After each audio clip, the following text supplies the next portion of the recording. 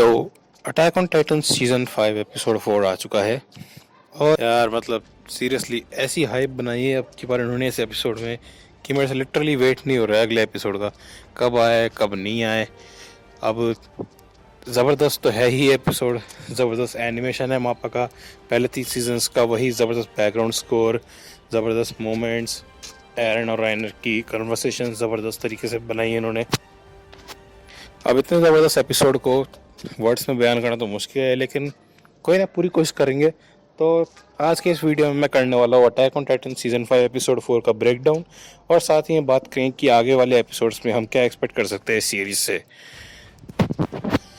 तो बिना ह्यूमैनिटी के एक्सटिंक्शन की चिंता किए चलिए शुरू करते हैं।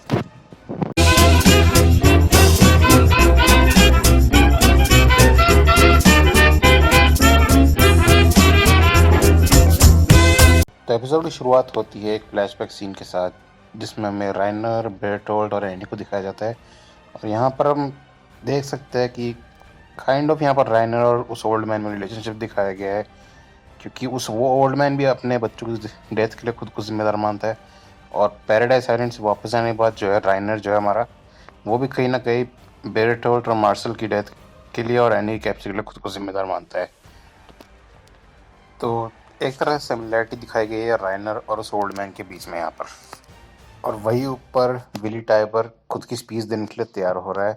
तो छोटे मोटे ग्लिम्स दिखाए जाते हैं हमको राइनर की मदर और एनी के फादर के, जो कि मुझे तो नहीं लगता है कुछ ज़्यादा इंपॉर्टेंट है। तो चलो आगे चलते हैं। तो अब अंडरग्राउंड वाले सीन में हम देखते हैं एरन और राइनर कन्वर्सेशन। और अब यहाँ पर एक बहुत इंपॉर्टेंट चीज़ देखने को मिलती है कि एरन जो है पिछले 4 सालों में कितने ज़बरदस्त तरीके से चेंज हुआ है, स्पेशली उसकी टाइटन पावर्स को लेकर।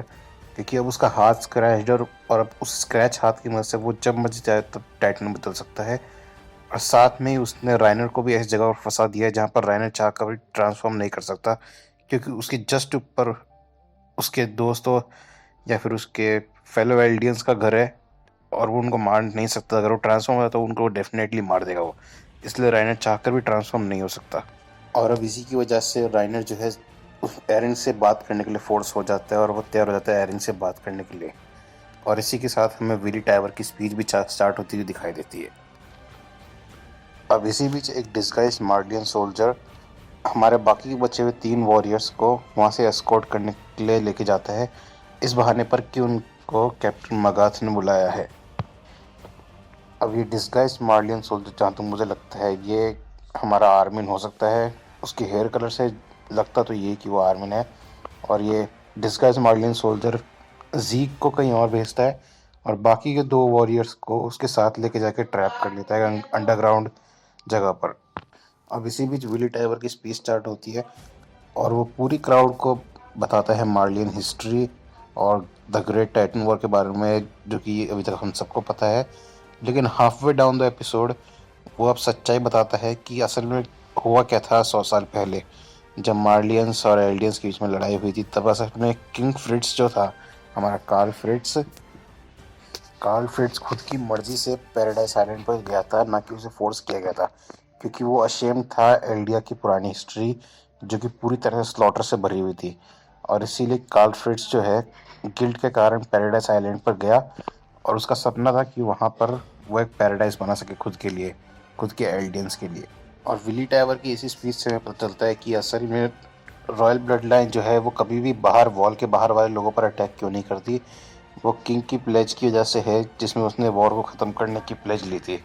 अब एक तरफ जहाँ विली टाइबर की स्पीच चल रही है ऊपर, दूसरी तरफ हम देख रहे हैं कि एरन और रेनर एक दूसरे को कन्फ्रंट कर रहे हैं नीचे। अब जब विली टाइबर अपनी स्पीच ख़त्म करता है, उसके बाद वो क्राउड को मैनिपुलेट करते हैं कैसे एरन जो है उनके लिए खतरा है, और कैसे एरन ने जो पैराडाइज आइलैंड के अंदर का पीस है वो तबाह कर दिया है, और वो पूरी दुनिया के लिए खतरा बन सकता है। अब यहाँ पर एक बहुत ज़बरदस्त कॉन्ट्रास्ट देखने को मिल सकता है हमें यहाँ पर सीज़न 4 और सीज़न 1 और 2 कह सकते हो आप, पहले 2 सीज़न और सीज़न 4 के बीच में एक ज़बरदस्त कॉन्ट्रास्ट देखने को मिल रहा है यहाँ पर। एक तरफ सीज़न 1 में वॉल्स के अंदर वाले लोग ह्यूमैनिटी एक्सटिंक्शन, टाइटन्स के फियर की बात करते थे, और अब ओशन के दूसरी साइड वाले लोग टाइटन्स के डर, ह्यूमैनिटी के एक्सटिंक्शन की बात कर रहे हैं। अब इसके अलावा एक और बहुत ही ज़बरदस्त कॉन्ट्रास्ट और बहुत ही ज़बरदस्त सिनेमैटिक मोमेंट देखने को मिलता है हमें एपिसोड के एंड में, जहाँ पर राइनर एरन से बोलता है कि मुझे मार दो, मुझे जीना नहीं है, मैं जीना नहीं चाहता, क्योंकि वो पिछले 8 साल में जो उसने देखा है उसके बाद वो पूरी तरह से मेंटली ब्रेक हो चुका है और अब उसके बाद जीने की कोई वजह नहीं है और वो चाहता है कि वो एरन से मार दे। वही विली टाइबर जो है ऊपर, वो जीने की बातें कर रहा है और वो चाहता है कि वो सारे टाइट वॉल्स के अंदर वाले लोगों को एक्सटर्मिनेट करे।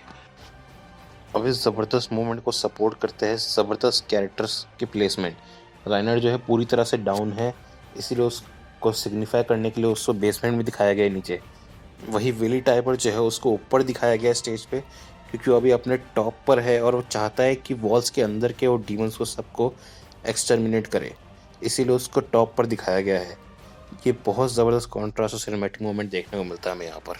अब इस अंडरग्राउंड बेसमेंट में जो कन्फ्रंटेशन हो रहा है एरन और राइनर का, इसमें एरन एक चीज़ बहुत बार यूज़ करता है, I am the same as you.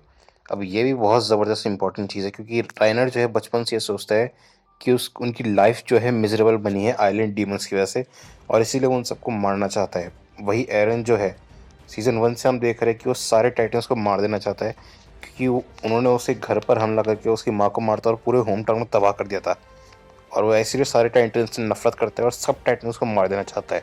तो दोनों के अंदर बहुत ज़्यादा सिमिलरिटीज़ है, और इस दोनों सेम रीजन की वजह से कहीं ना कहीं खुद से लड़ते आ रहे हैं अभी तक, और इसीलिए ये चीज़ इस सीन को और इम्पैक्टफुल बनाती है जब एरन बोलता है कि I am the same as you.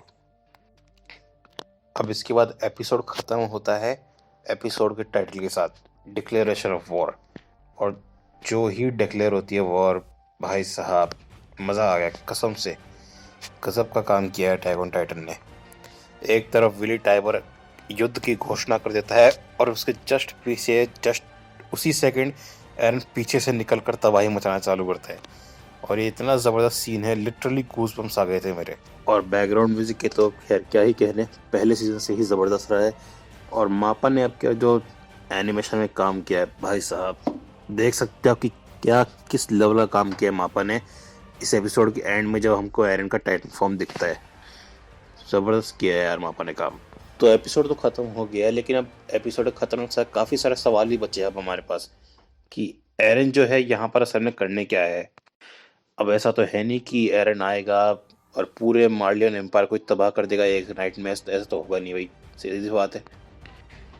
और ये चीज़ भी काफ़ी अनलाइकली कि वो जो है अभी बाकी सारे टाइटन शिफ्टर्स को कैप्चर करने आए हैं, क्योंकि अगर वो कैप्चर करने आए तो उनको पकड़ लेते, कैप्चर करते बाकी वॉरियर्स को, ना कि उनको बंद करके रखते और हमला करना चालू कर देते। एक और सवाल ये भी है कि अगर एरन है और जहाँ तक लग रहा है कि वो मार्लियन सोल्जर डिस्गाइज में है, वो भी आर्मिन ही है, तो बाकी के हमारे हीरो की साइड वाले लोग कहाँ हैं? कैप्टन लीवाई, साशा, कोनी, जीन, जोई, हाँ जी, ये सब कहाँ हैं? ये भी एक बहुत बड़ा सवाल है। ये भी कहीं ना कहीं वहीं पर आसपास छुपे होंगे।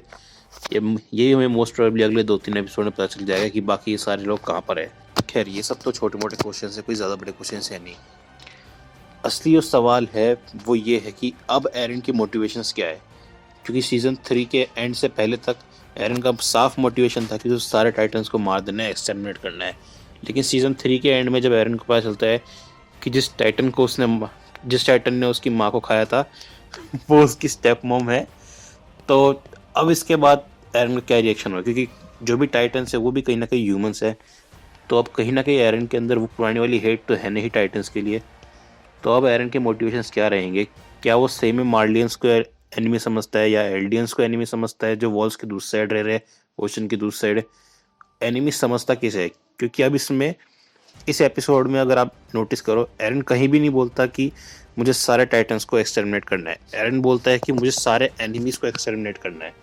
तो असल में एरन जो है एनिमी मानता किसको है, ये बहुत बड़ा क्वेश्चन है, क्योंकि अभी तक हम भी सारे कंफ्यूज है कि असली एनिमी है कौन।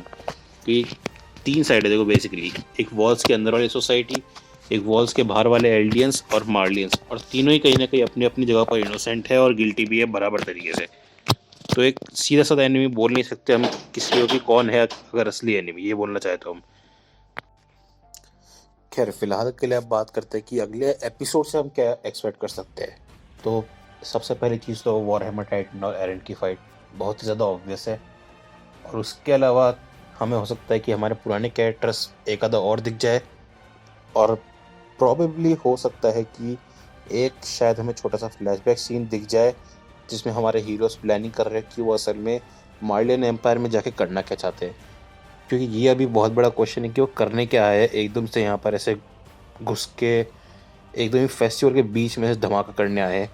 तो हम लोग उनके इंटेंशंस क्या है, क्या करने आए हैं वो मार्लियन एम्पायर में। खैर आज के लिए इतना ही। अगर वीडियो पसंद आया तो वीडियो को लाइक कर देना, चैनल को सब्सक्राइब कर देना, अपने दोस्तों के साथ शेयर कर देना। वीडियो को पता चलना चाहिए अटैक ऑन टाइटन क्या चीज़ है, उनको भी गूज बम्स आने चाहिए। आने वाले एपिसोड्स का भी मैं ऐसी ब्रेकडाउन वीडियोस लाता रहूंगा, उसके लिए नोटिफिकेशन बेल को दबा देना। मैं मिलता हूँ अगली वीडियो में, तब तक के लिए जय हिंद, वंदे मातरम।